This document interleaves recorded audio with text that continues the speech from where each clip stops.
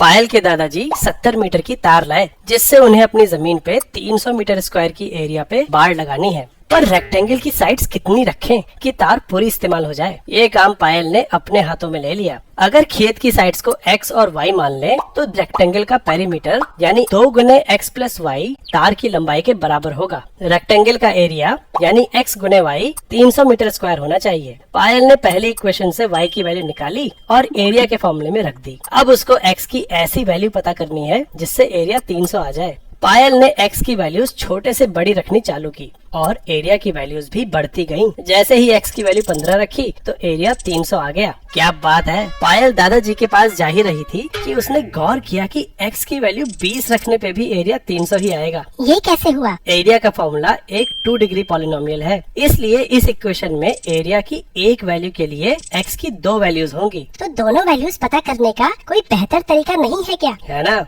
Area के फॉर्मूले यानी इस 2 डिग्री पॉलिनोमियल से जो एरिया हमें चाहिए वो घटा दो, तो ये एक नया 2 डिग्री पॉलिनोमियल बन जाएगा और x की जिन वैल्यूज के लिए ये पॉलिनोमियल 0 होगा वही हमारे सोल्यूशन होंगे। लेकिन ये जीरोस कैसे निकालेंगे? इस पॉलिनोमियल के जीरोस इस क्वाड्रेटिक इक्वेशन की रूट्स के बराबर होंगे, जो कि हम क्वाड्रेटिक फॉर्मूला से निकाल सकते हैं। पायल ने क्वाड्रेटिक फॉर्मूले से रूट्स निकाले तो भी वैल्यूज 15 और 20 ही आई। पायल के दादाजी काफी इम्प्रेस हो गए और बाड़ लगाने का काम चालू हो गया। वैसे अगर एरिया के फॉर्मूले पे ध्यान दें तो ये वाला हिस्सा लंबाई है और ये चौड़ाई। अगर लंबाई 15 होगी तो चौड़ाई 35 माइनस 15 यानी 20 होगी, और अगर लंबाई 20 होगी तो चौड़ाई 35 माइनस 20 यानी 15 होगी। इन दोनों वैल्यूज को हम ग्राफ पे ऐसे देख सकते हैं।